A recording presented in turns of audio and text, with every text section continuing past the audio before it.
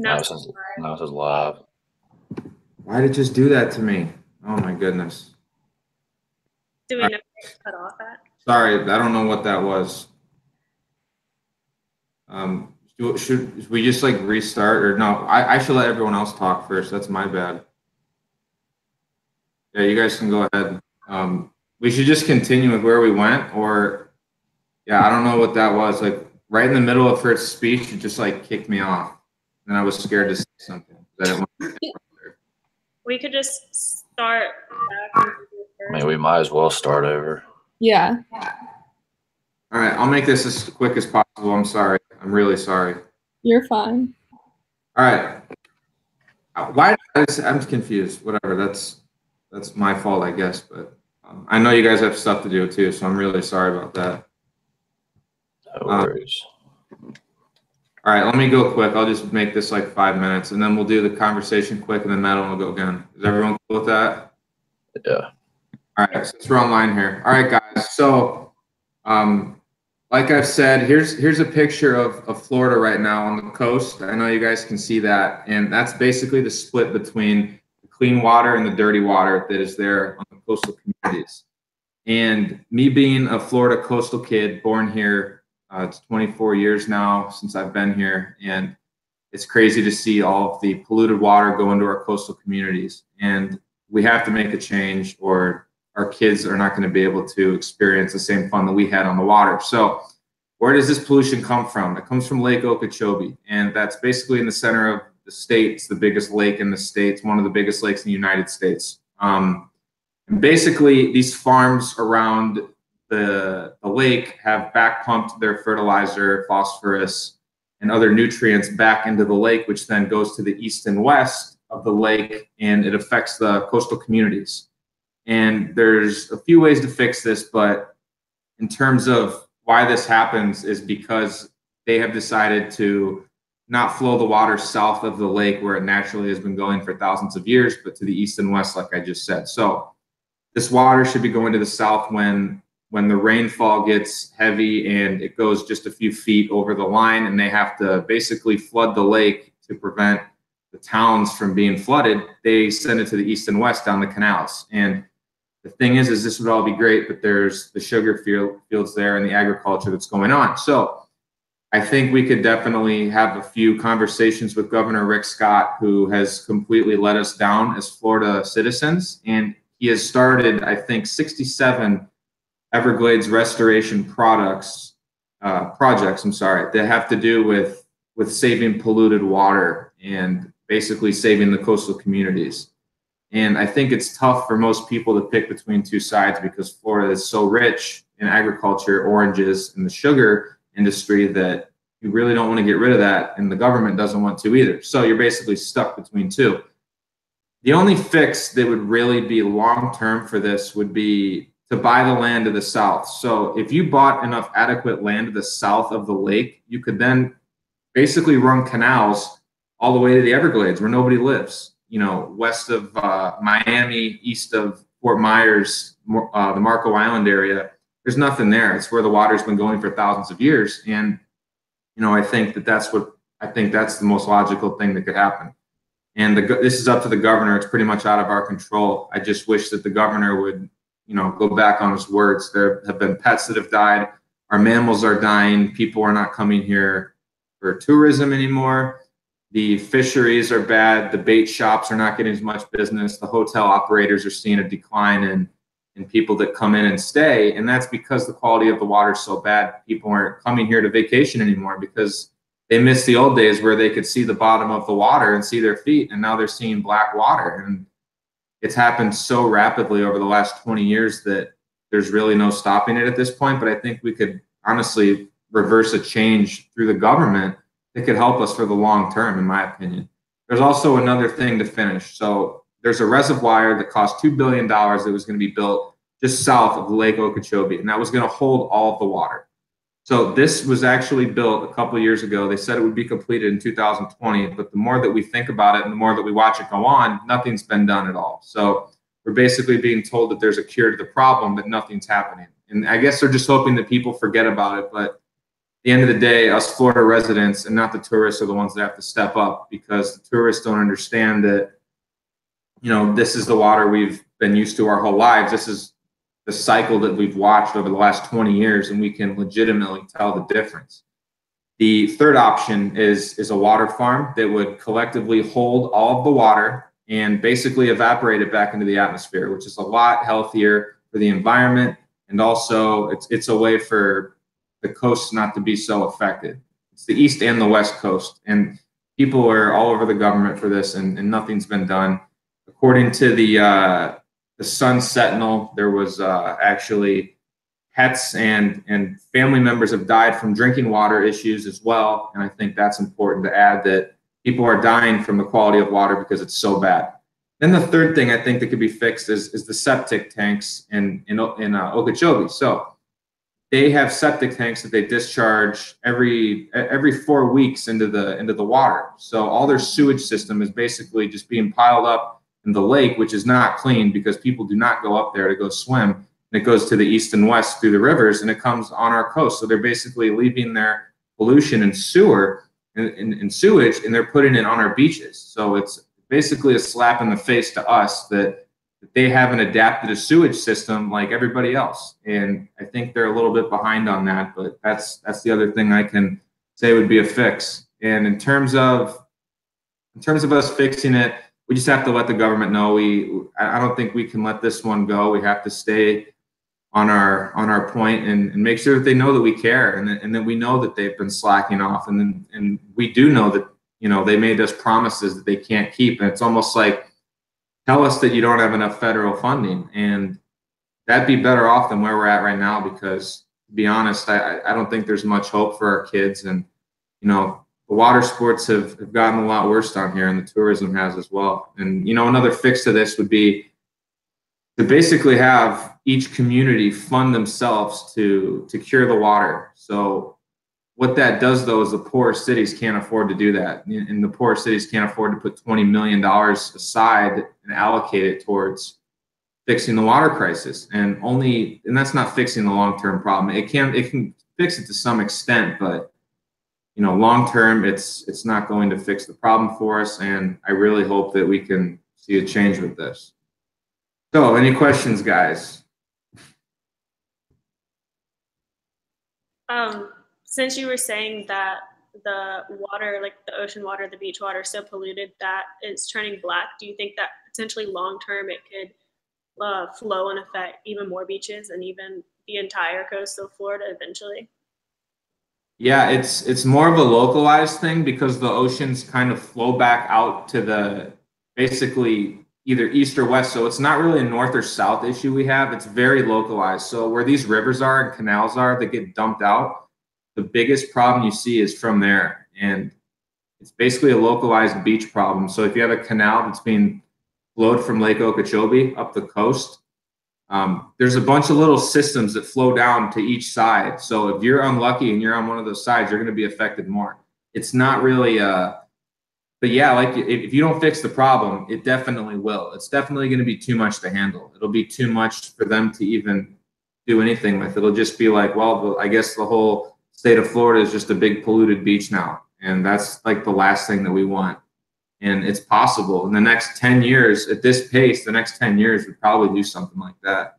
And I don't know, it's tough, but especially where I live, or at least where I work, up in West Palm, there's a canal that comes right from there, and it's worse than it is down in Miami. Miami, the water's a little bit more clear, honestly, and up there where the canal is, it's getting drained with all the polluted water, is where you can really tell the difference. So yeah, it's localized, but it's a little bit of both. So potentially, if we don't do anything to fix the problem now when it's still manageable, then it could get to a point where it's out of our control. We can't really do anything about it. Yeah, if you guys want to, I think Florida runs off of our tourism, and we love our tourists that come here because we're a state that's run off of it. And Miami funds almost everything, their new baseball stadium, off tourism. And if they don't understand the problem too, when they come down here and stay here and enjoy their time in Miami or Fort Myers or Panama City or wherever it is that they want to go, it is a long-term issue, and it's got a short life cycle. I think a few more years of this ongoing, and with the high rain seasons too, like you can't predict when the rain's going to fall. And we've had a couple really high rain seasons, just 11 inches or so, I think January was, and that's just enough to push the lake over the edge, and they basically have to flood it, and there's no choice. So some of the years it's good, and some of the years it's bad. It just depends. I was just going to make a comment. I think you had some really good solutions to the problem. I think my favorite one was kind of rallying the community to kind of fund it themselves, because like you said, the government hasn't really done anything. And I definitely agree that targeting the communities themselves, because they obviously care about it more than a governor would, like 100 miles away. So I think that was a good solution. Yeah, the governor up in Tallahassee, he called like a state of emergency 2 years ago in February for this problem, and basically said that the environment is garbage. Like, this is not safe for people to drink water. It's not safe for the mammals or anything to be here. But it's like, he likes to say that stuff from his office up in Tallahassee, when it's like, well, are you going to come down here and look? And it's like, you could so easily just buy the land and adequately put canals. You can almost build the canals through the farming that's done. Like, it's just so easy. It's like stupid, honestly. It's just, it costs so much money. They've already wasted so much money too, you know, 2 billion or 2.5 billion in trying to fix these problems, and it hasn't shown for anything. So it's like, they're wasting their money, they're wasting our time, they're getting our hopes up. All right, that's good, Madeline. You can go up now. Okay. Yeah, we'll catch up to where we're supposed to be. Okay, I'm gonna set my timer. Okay, hi everyone. I'm going to be arguing for, I wouldn't say against the minimum wage, but definitely a different policy regarding the minimum wage. Minimum wage was first started by FDR in 1938 at 25 cents an hour. And back then it was a good idea. There were all these government funded programs being implemented because we were going through the Great Depression, crash of the stock market. No one had any resources, any money, and it was just a really hard time in the economy back then. Since then, Congress has raised the minimum wage 22 times, and now it's $7.25 an hour.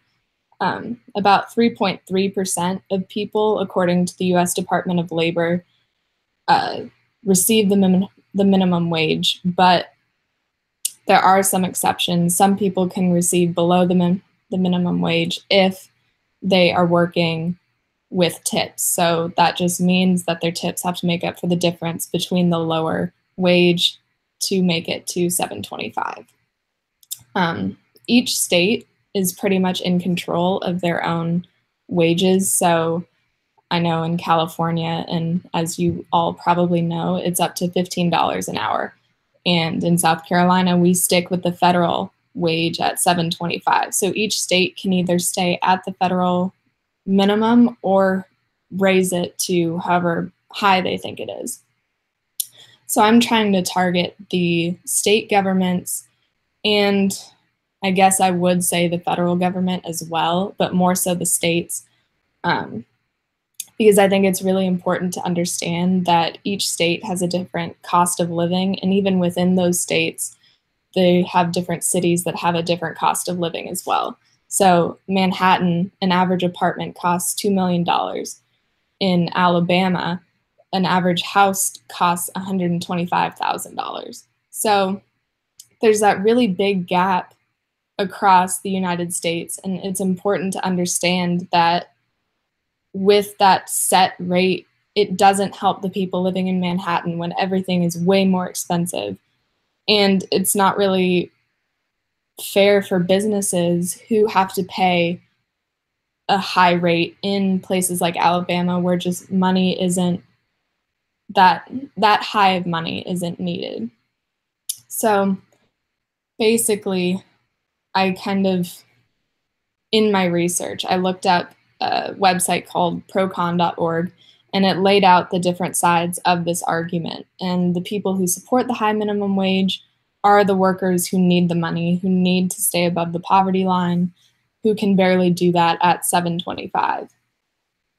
And then the opponents to the high minimum wage, they say that businesses can't afford the volume of workers at the higher wage. So it's like McDonald's. You have the high minimum wage in California. Well, who needs those workers? They can just put in a kiosk and you don't have to have that face-to-face interaction. And they're saving tons of money just by putting in that one machine rather than paying 8 workers a day. So what I am trying to advocate for is more education in the community as well as targeting the state governments. So I don't know if any of you have ever taken economics classes, but I'm a business major, so I have to take these classes. And we basically learned about price floors and price ceilings. So price floors are the minimum price. The government usually will set something. So rent-controlled apartments, they have price ceilings. So that is the highest an apartment can go.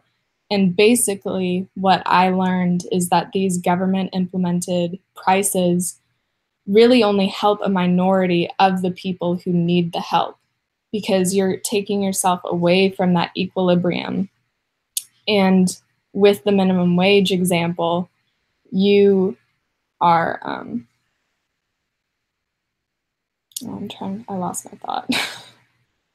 So with the minimum wage example, basically with the higher prices, your workers become more expensive. So the businesses don't want to pay that high of a price, so they will find something else. They'll pay less workers to do more work, or they will just pay a few workers more money, and then it kind of increases that unemployment rate that everyone is so concerned about. So in conclusion, along with educating the public, educating our governors, state governments, Congress, and also calling on state governments to really understand that each state is different and that they need to be wary and thinking of these differences. So just keeping that in mind, and I guess coming up with a solution for a more flexible minimum wage would be my solution. I do not have that answer. I am not the educated person to be making this plan, but I do know that the set rate isn't working. So it's not an easy fix, it's not an easy answer, but I do think that there is a better answer to solve this problem than what we have right now. Anyone have questions? I just thought that this topic was really interesting. And I think it was high school or either early college, I don't know. I had a teacher telling me that with the higher minimum wage, and as they keep hiring it, actually the prices of like everything else go up too. Yeah. So it's like everything just keeps going up. You raise the minimum wage, everything else goes up, and you raise it again so people can buy it, and then it just goes up again.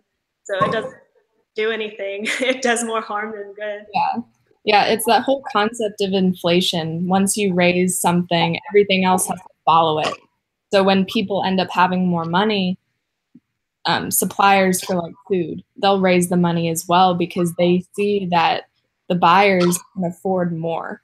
So it's really still all balancing out. It's just you're at a higher level than you were before. Yeah, I gotta say it's interesting. The company I actually work for has flexible salaries. So based on where you're located, since I'm located in Florida, I get paid a ton more if I was located in North Carolina or Texas or Arizona. So that's interesting you say that, because I agree 100% with flexible payment. It's definitely an issue. Yeah. Well, I know in places like Texas, a $300,000 home is like 6 bedrooms, 6 bathrooms, 2 acres in the backyard. But if you go somewhere in New York, close to Manhattan, that wouldn't get you anything. You would be barely scraping by if that. So it's just really interesting. Yeah, because they have to keep an account too, like rent and just living expenses are so high. Like down here in Miami, it's unbelievable. Like you don't even want to go out to eat. You don't with rent. I mean, everything here is like $2,000. It's so expensive to live here. So if you're not making, I mean, you're still not really making that much because like apples to oranges, you're still making like a certain amount, and you'd be making that same amount if I worked in Michigan or Kentucky. It's just like you need to make that much more or else you don't survive. So it's like I couldn't imagine not having a flexible hourly wage for minimum wage. I think it's stupid. I agree with you 100%. Just one thing I find very interesting is that, as all you know, nowadays it's much more difficult to buy products made in the United States because the company tend to move out the factory to outside the United States, like either in China or in some East Asia countries, because they have cheaper labor here. And I guess this phenomenon is very associated with your topic. Yeah.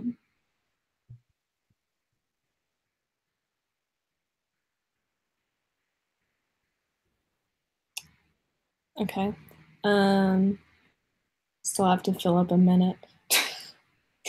Have you guys taken any economics classes? Yes. Yes, I've taken 2 of them. I'm business as well. Oh, okay.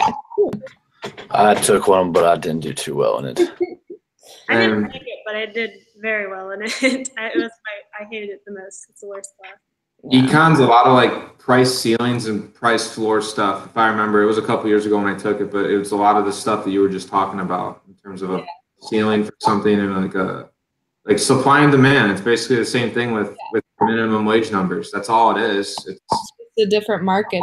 Instead of buyers and sellers, it's workers and employees or employers. So I just think it's interesting that even though we just learned pretty much the basics of the economy, like it's very much black and white. You have $10 to spend and it's just a lot easier. But even just the basics, you kind of get the understanding that, wow, a lot of this stuff isn't working.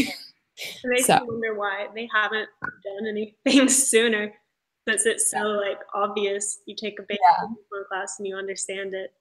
Yeah, I agree. So, yeah. Right at 11. That works. Okay.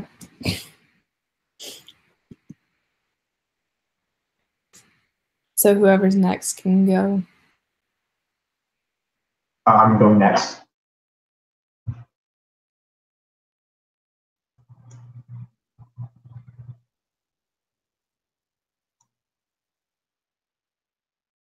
Hi guys, this is Kevin. Today, let's talk about gun age limit. As we all know, gun control is always one of the most serious debates in the United States. It has been tightly associated with the history of the country. Even in the last few decades, the federal government have made several changes to the gun policy. The huge debate still goes on. Security problems caused by gun hold, either legal or illegal, happens almost every day. What's even worse is that during these years, the number of shootings caused by young gunners in schools is increasing. There are several famous and horrific examples we can talk about in the following. And today, I'm here to call for a policy change to gun control. That is, to raise the gun age limit from 18 to 21 and focus more on background check. So to begin with, it is very necessary to introduce some basic laws of gun hold and purchase in the United States. There are some you are probably very familiar with, and some you feel strange with. According to Catherine Shooter in her article "Facts About Gun Control in the U.S." At the federal level, U.S. legal residents must be at least 18 years old to purchase shotgun and rifle. Other weapons, such as handguns, can only be purchased when the buyer is older than 21. In addition, people who are recognized as dangerous to society, such as psychopaths and controlled substance users, are also restricted from buying guns. Before buying guns, the background check is required. Even there are so many restrictions set for gun possession, we still see some shortcomings of the policy and how it actually works. To some extent, young gunners have become a threat to school community. Here's one terrible story. On February the 14th, 2018, which happened no long before, two people who work and study in Stoneman Douglas High School, Parkland, Florida. This day is sure to be a nightmare of their life. A former 19-year-old student assaulted the school, killed 17 students and teachers, and wounded 40, leading to the most serious high school shooting in U.S. history. According to NBC News, the criminal of the Parkland shooting, Nicholas Cruz, lost both of his parents and was in care of a family friend. Also, he had struggled with mental issues for a period of time. The reason why he was expelled from the high school was that Cruz often threatened his schoolmates, and he had been considered as a security threat. Before the shooting, Cruz has shown some dangerous signal on his social media. Unfortunately, all this was ignored by the public. The weapon he used was a modified AR-15, and he actually got it illegally. So here's the question. How do a young student who has met almost all the purchase restrictions got his rifle and held it until the shooting happened? The answer is obvious. No one actually checked his background carefully. I'm also afraid that his identification as a young student actually gives him more convenience to purchase his rifle.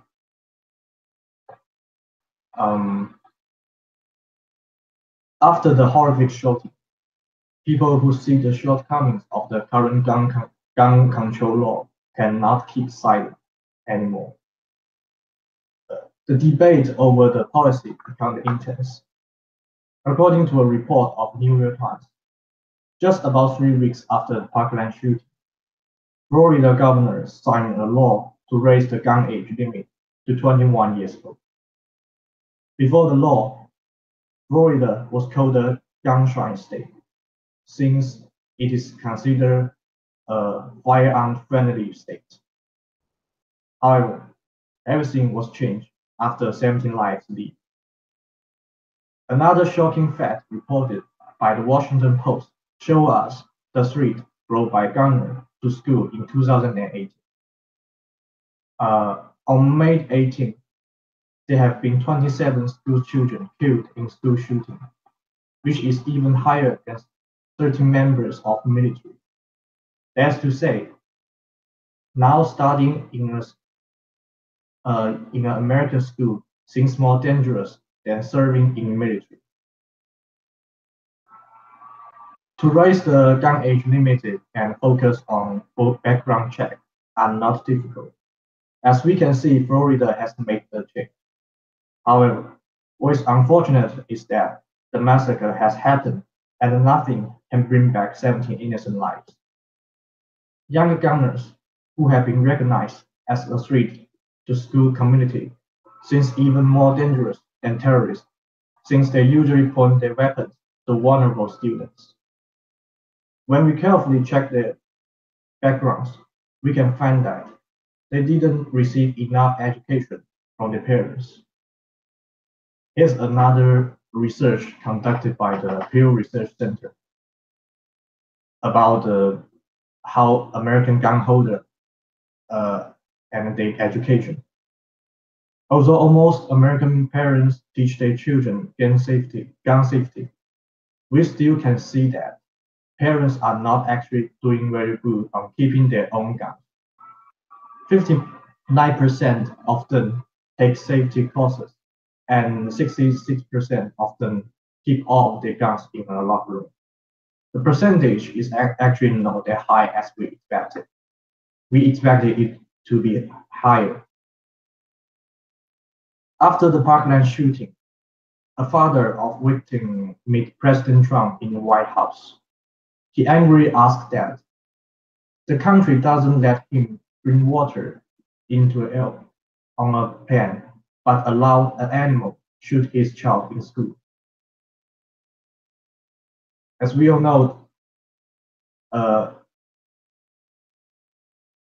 in more than 10 years ago, the 9/11 event has changed the American society. Today, but the pain is still here.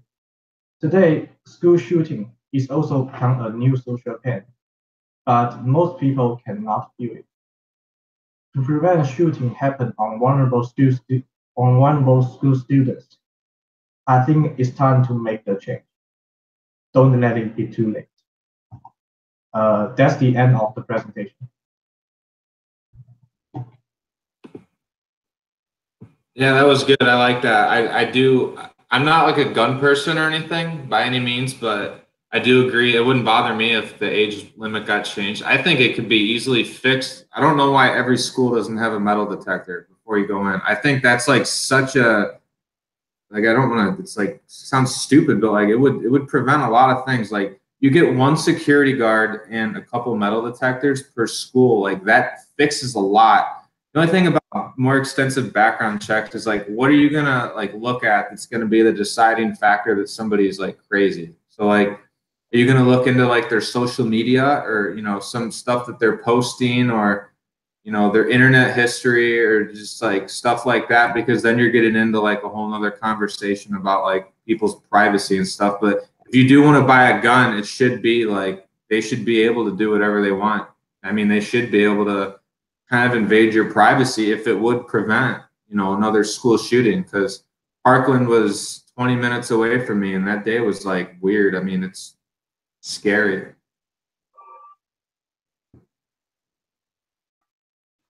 I like that instead of going straight into you need to ban all guns, which is what a lot of people immediate reaction is.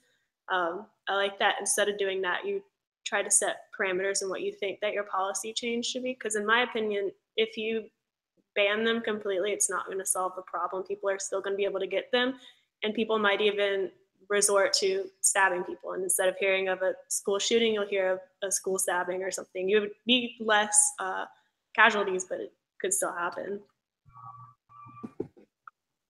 Yeah, the only thing that scares me about guns and like knowing that like law-abiding citizens don't have them is knowing that like criminals are still out there and they still have them. That's the only thing that like freaks me out. Like if it was as easy as like wiping them off the streets, like sure, like go ahead and like take away the Second Amendment. But like I just know that that's not how it would be. Like the same way that like a criminal is going to get their hands on drugs. Like I know you hear that a lot too, but it's kind of true. Like the manufacturing of guns will still happen. There's still enough guns around the world to, you know, gun run, gun trade, all that stuff. And they're not going to go anywhere. Like a criminal wants to go kill somebody, he's probably going to go, he's going to find a way to kill him. Like that's the sick, like acceptance of society. It's like, I think our society has like gotten so rotten over the last 15 years that like Columbine was like the biggest deal. And now it's like Columbine happens like once a month or like once every few months. And it's just like, how'd this happen?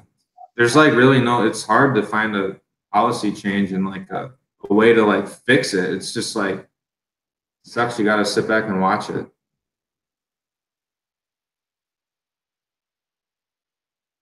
Yeah, and like Australia tried to wipe all the guns away, and like the only thing that happened was like the crime and murder rates just like skyrocketed. Like, yeah, you can wipe them all away, but like criminals, like you said, are still always going to get their hands on guns, like no matter what.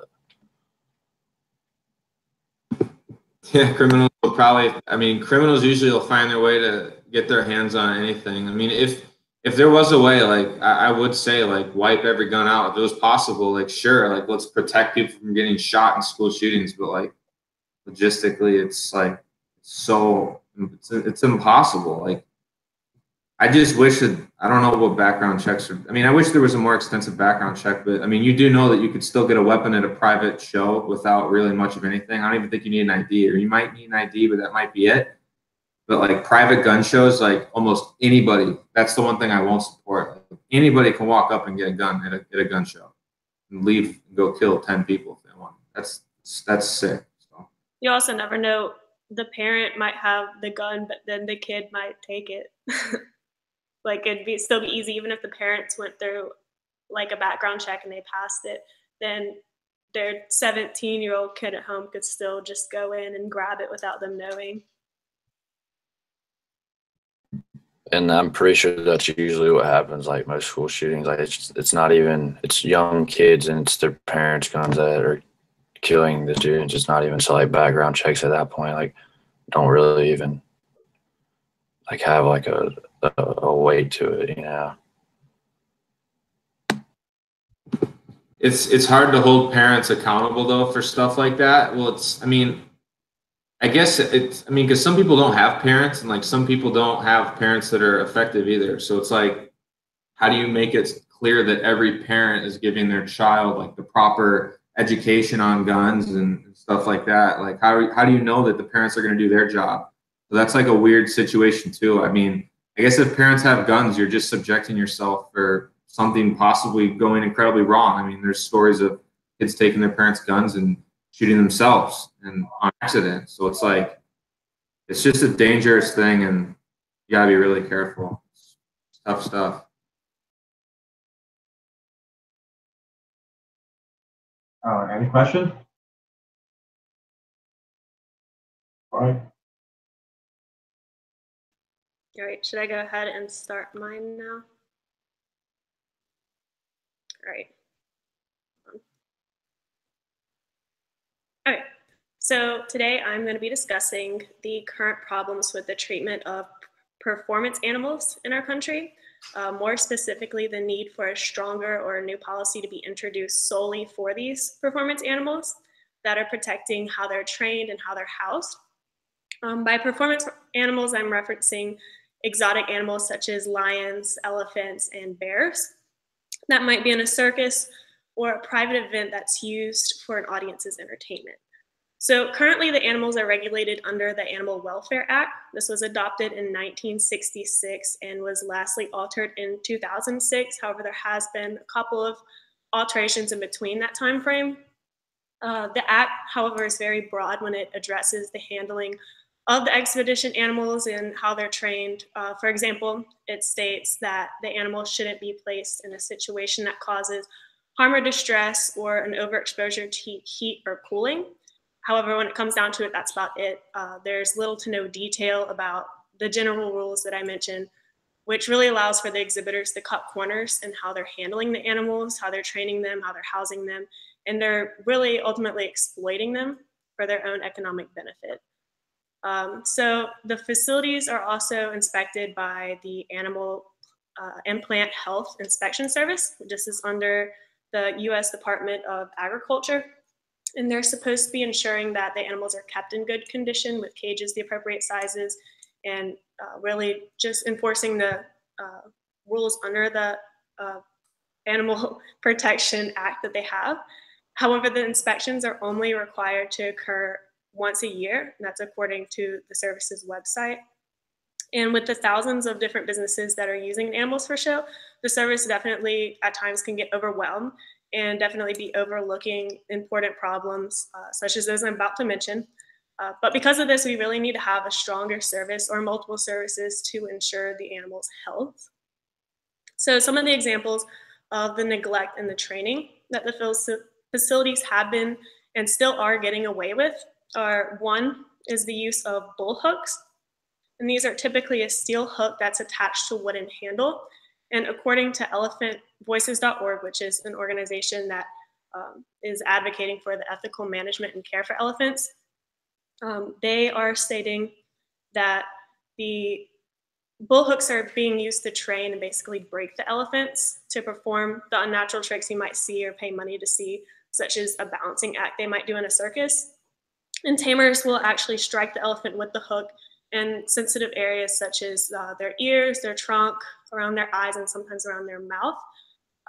And sometimes they'll even jab the elephants with the back end of the hook, the wooden like handle part. And this can actually cause a lot of internal issues like internal bleeding. And then in some cases, in order to hide this method from the public eye, they'll use a smaller instrument like a nail and kind of jab it in their side. The reasoning behind this method is because elephants are huge, they're dangerous, they can kill you, and it's believed that the only way that you can tame them is to inflict pain and assert your dominance. However, it's still an injustice to elephants having to perform these unnatural acts with the threat of abuse. And if we can't find another way to train them, then they shouldn't be there.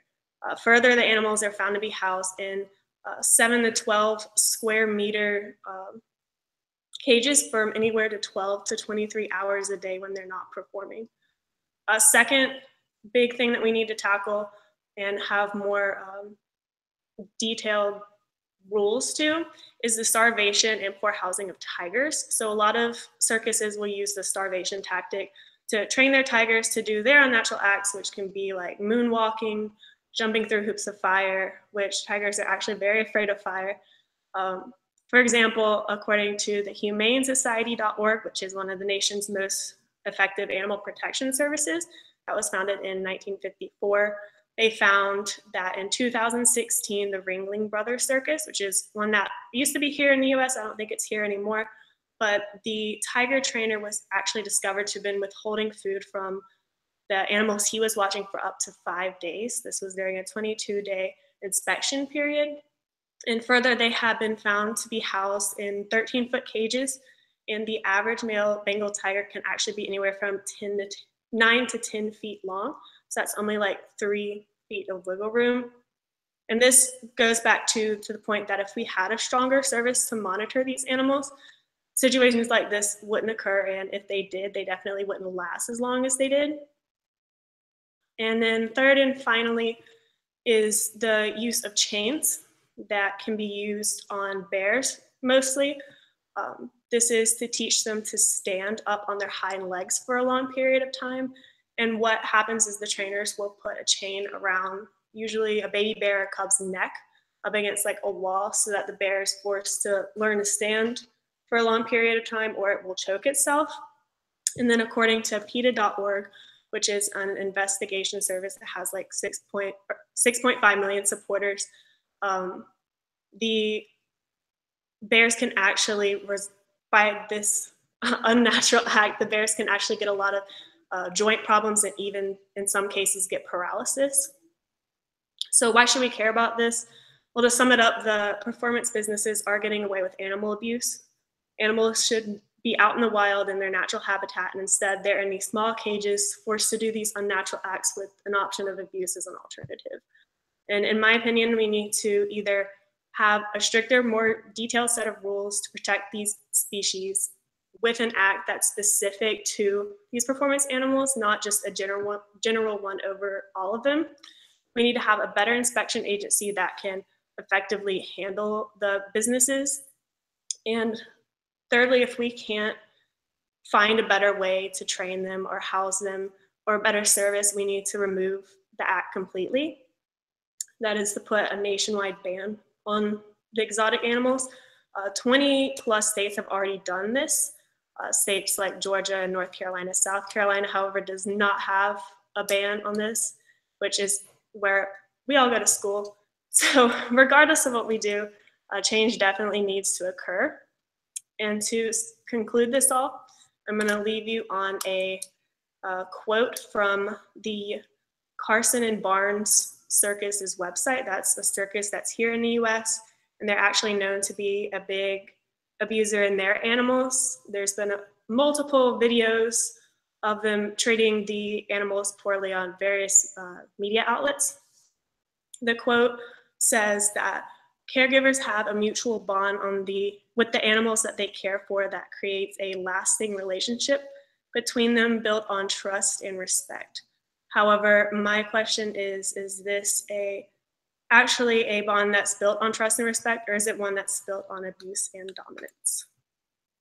So that's my presentation. I'll now open up for discussion. What's your opinion on SeaWorld and the stuff that they do?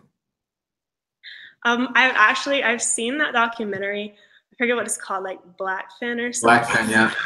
Yes, I do not like it at all. I've been to SeaWorld a couple of times. It's fun, but it's still that whole kind of disguise that circus and performance acts have with animals, where you're watching it and it's like, oh, it's fun, but at the same time, the animal is living its worst life. The expectancy, like the life expectancy for the animals, drops drastically. I think one of the websites I was looking at said that an elephant can live up to like 60 years, but in a circus, if it's been raised in a circus, it can only live like 14 years. So I know that it's like the same with SeaWorld. Whales are dying a lot sooner than they should be if they're actually living in the wild. There's like an aquarium here down in Miami on this island called Key Biscayne, and it's like a marine biology. It's where the University of Miami does all their marine biology study, and it's actually like an outdoor, like huge aquarium. So it's like half indoors, half outdoors. So like, I don't know about the treatment of the animals and training and stuff, because that's probably still brutal, like you just said, but at least they have like adequate space to like swim and they're not like trapped. Because that's like one of the things that like bothers me with what you're talking about, is that animals need to run free. It's like I couldn't imagine being stuck in a cage, you know, all day and not being free to go wherever I want. So it's like you got to have some sympathy for the animals. Like they're just as much of part of the world as we are, in my mind. The tigers actually said on one of the sites that they can be in their cages for up to 90% of the time that they're not performing. So that's like a lot of time that they're just sitting in this small 13-foot cage, not able to roam free. And in my opinion, if you're starving them and housing them like that, they're going to be more aggressive and you're going to have more attacks. Yeah, you definitely see a lot of circus attacks in SeaWorld. Like, you know, the trainers die. Not all the time it happens, but like it's like a fear, and it does happen. So I mean, what's the whale gonna do? It's supposed to be out, it's supposed to be in the ocean, and it's inside, and it doesn't know what it's doing. It just freaks out. I mean, I've seen that documentary a couple times actually. If you haven't seen, have you seen it yet? The Blackfin one? Yeah. Yes, I have. Yeah, it's pretty good, and it's sad and it's touching, because you see the whales that are out in the wilderness with their families and stuff, and they usually go in like trios and quads of each other, and that's like just totally different to what they're used to, and you know, locked in an aquarium. So I definitely can sympathize with animal cruelty and stuff. But if they are in there for, you know, reasons that they needed help or they needed you know, medical support, like there are stories like that too, which I can get behind, but that's about as far as I'll go in terms of locking animals up and, you know, using them, exploiting them for business and our entertainment. Mm-hmm. And one of the thoughts that I have is you could go to people who've raised tigers, you know, like on Animal Planet, I guess sometimes you'll see a documentary on someone who's been raising their tigers since birth. And I guess talking to them and seeing how they keep their animals less aggressive, but still ultimately at the end of the day, they're wild animals. They're going to be aggressive if they want to. There's not much you can do about it.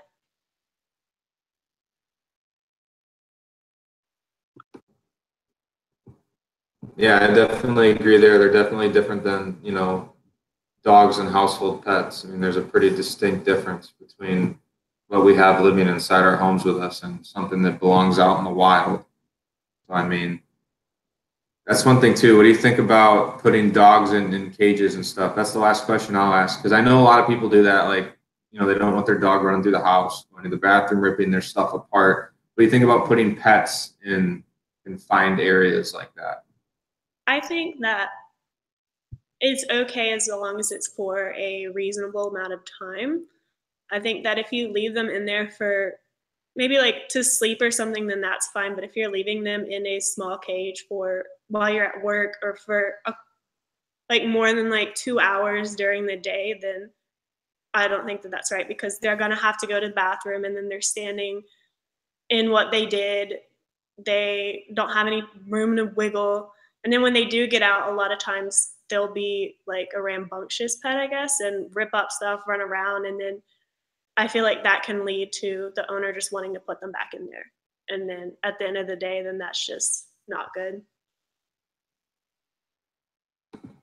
Yeah, there's one last thing I wanted to add to that discussion is there's a video from the World Cup on Barstool Sports, and it's a bear that's sitting in a car on its like hind legs, and it's got like a trumpet in its hands. And it's like, how did that happen? Like that had to, and the comments on there on the post were just like terrible too. It's like, that's like the saddest thing I've ever seen. Cause like that bear is like, I don't even know, how does something like that happen? I mean, a bear in a car holding an instrument and like not attacking people, sitting in a convertible. Yeah, they're not supposed to do things like that. Like I said, the bears in the circus, it can lead to a bunch of joint problems and paralysis. I think if the bear was supposed to do that, you wouldn't have those problems. Yeah, but it's very common in Russia.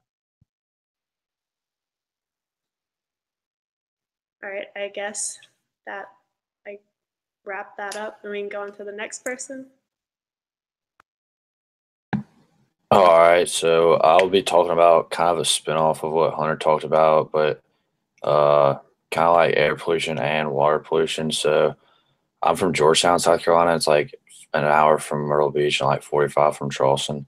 And growing up, like Hunter has said, like I don't know if our tourism has like decreased by any means, but it's definitely showed like a lot of just like weird times. Like once the oil spill and off of in the Gulf of Mexico happened, like you could just tell, like even all the way up here, that like it affected our waters, and I can only imagine like where you're from, and it's just like a big deal. And also, it's just crazy that like little things like that can just affect like miles upon millions of miles of like ocean water and sea life, like from Florida all the way up to like Virginia.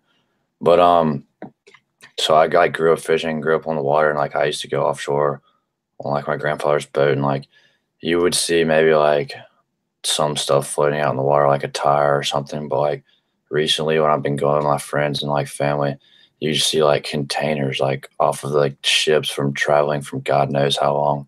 And yeah, that container might sink to the bottom one day and create like a reef for some fish, but like the cargo that was in that container is somewhere in the ocean affecting turtles.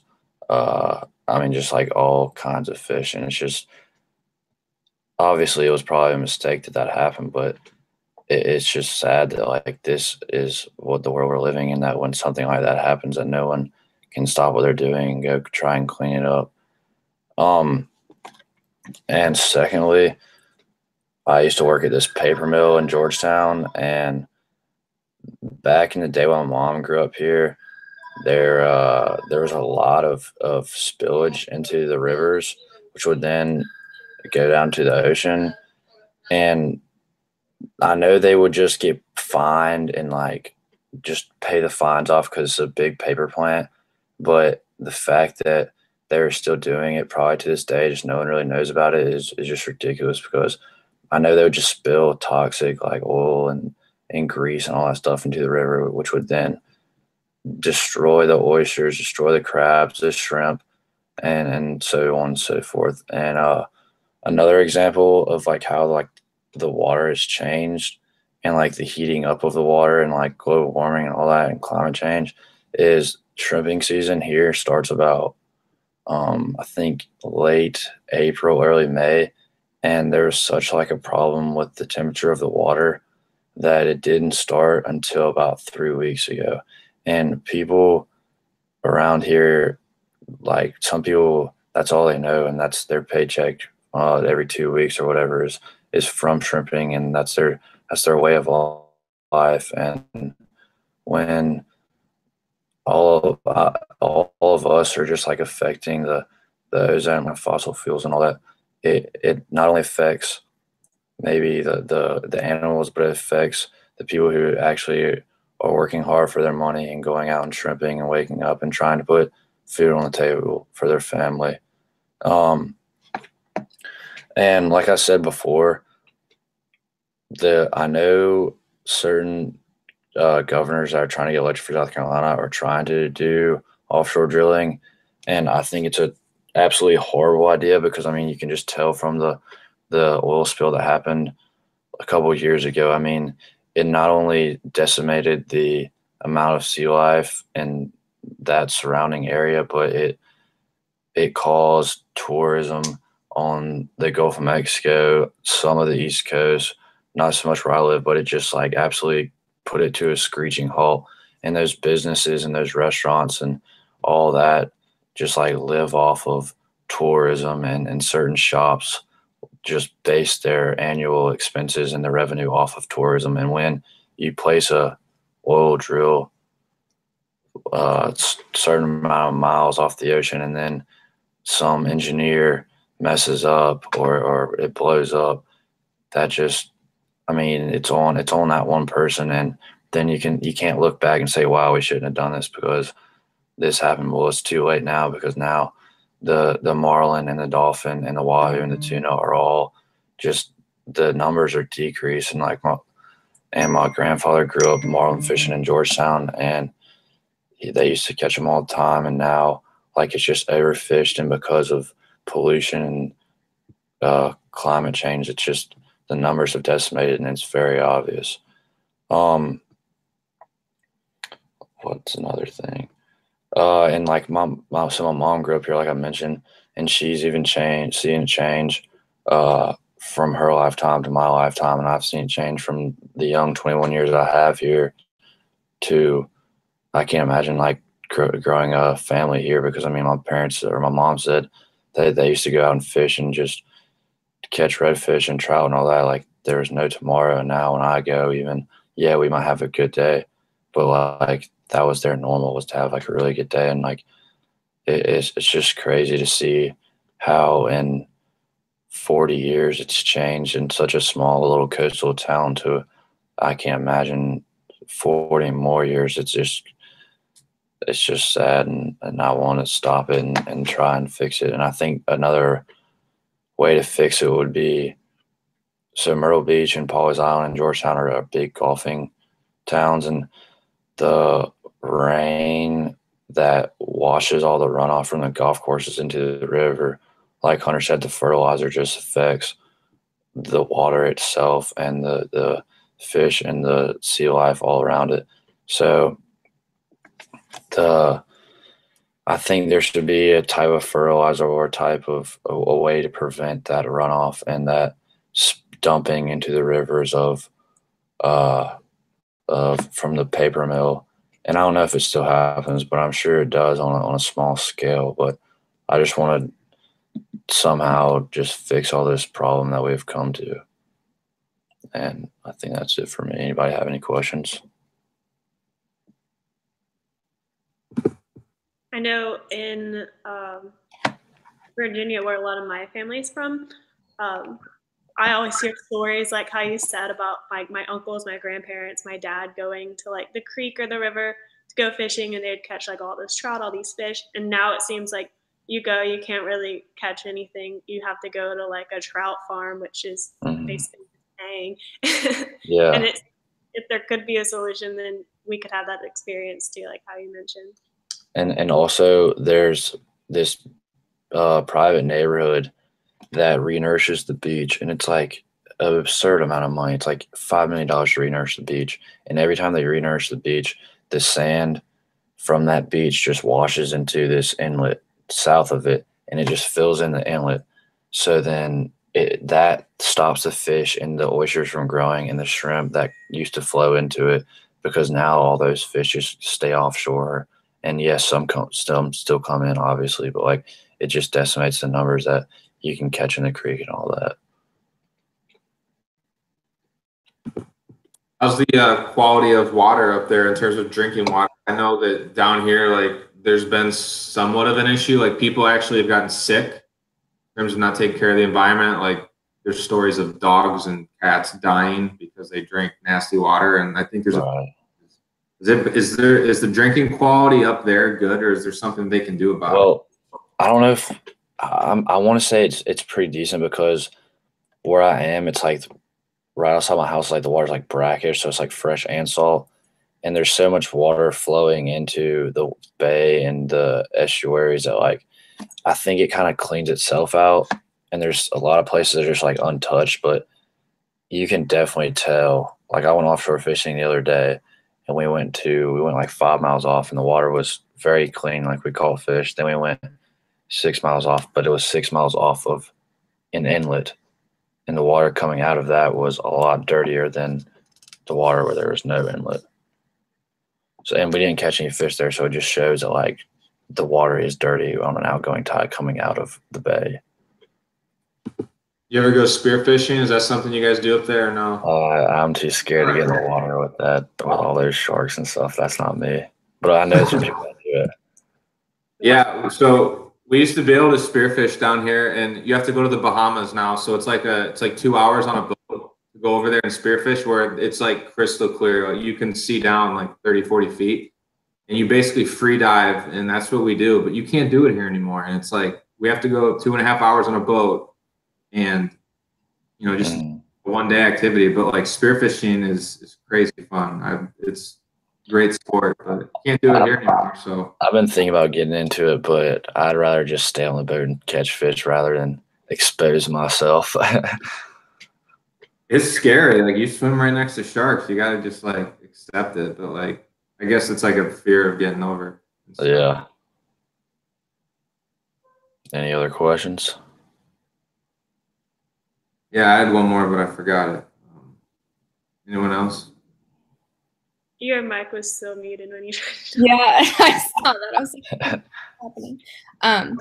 No, I had a comment. I thought it was interesting that you were saying how that private community is putting in that much money to try to kind of rehabilitate the beach, but it's ending up doing a lot of harm to the species and the small ecosystem there. And I just think it's interesting how it kind of brings up and addresses that debate, like, humans, no matter really what we do, is it really going to help, or are we still going to be causing more harm than just letting nature do itself? And like, yeah, we're a member of this neighborhood, but like, growing up, that's the beach I used to go to, and at low tide you could walk out like 30 feet, and then the waves would start to, like, you'd be ankle deep.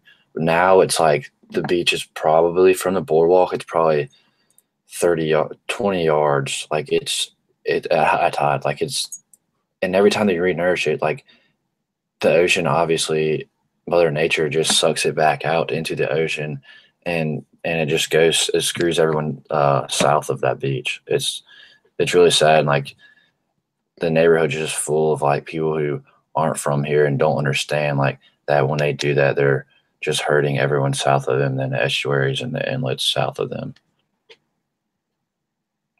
I've never noticed, or I've always wondered what happened to all that, because we go to Myrtle Beach a lot, and I know that you'll come out one day and there'll be like a whole new mound of sand that they put out, and then you'll go out like the next week and it's gone. It's like, what happened?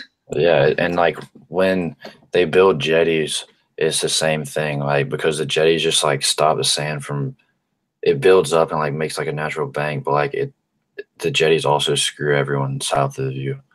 So it's just like, it's kind of hit or miss, you know?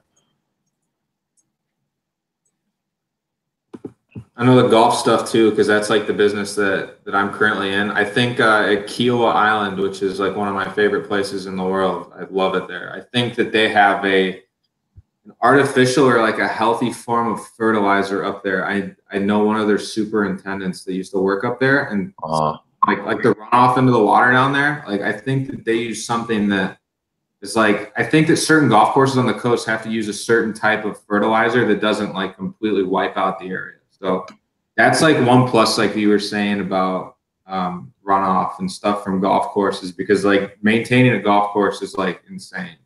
Yeah, and I didn't know that. It's very interesting. I mean, that definitely makes sense because that's like a very pristine golf course and it's kind of out on its own. So I can definitely see them having some type of natural or preservative that wouldn't harm the surrounding ocean or anything. But that's interesting. Yeah. Yeah, and like what that fertilizer does is it like kills the wildlife too. Like the wildlife can't be sustained like with like the fertilizer in their habitat. Like they're drinking that water now too, and it overflows over into that area. Just I think just east of Kiowa Island, as you start to go more inland, there's like not a lot of civilization, but there's a ton of animals that live there, and Yeah. I think that as you go more inland, I think they sort of like break their rules. You know what I mean? More Oh, cost absolutely. because if they don't have to go with something more expensive, it's gonna like keep our oceans clean and stuff. Like they're going with something cheap. Like they're on a budget. They're gonna save their money. So You're exactly right. with inland, the inland people are the ones breaking the law. That's what I I agree with you. But yeah, that's it for me. I think we all had a couple of very interesting topics. I'm glad we did this. Yeah, definitely. And I'm really sorry for me doing my interview again, but really sorry about that. But No worries. I'll stop this right now and I'll put the watch link in our forum in the next like couple minutes. All right. Sounds good. See you guys. See ya.